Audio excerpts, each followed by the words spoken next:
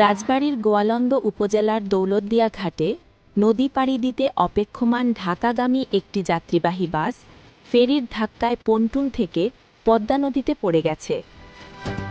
আজ বুধবার বিকেল ৫:১৫টার দিকে দৌলতদিয়া ৩ নম্বর ফেরিঘাটের সামনে দুর্ঘটনাটি ঘটে। বাসটি প্রায় ৪০ জন যাত্রী নিয়ে রাজবাড়ী থেকে ছেড়ে আসে। ফায়ার সার্ভিস এক বার্তায় জানিয়েছে, ফেরিতে ওঠার সময় যাত্রী নিয়ে একটি বাস পদ্মা নদীতে পড়ে গেছে। ফায়ার সার্ভিসের ডুবুরি দল উদ্ধার কাজ করছে।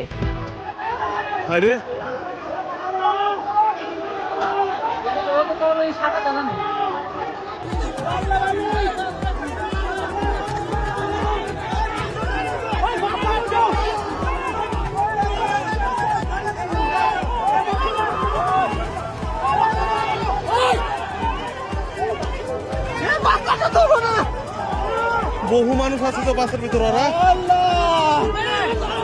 আর বহু মানুষ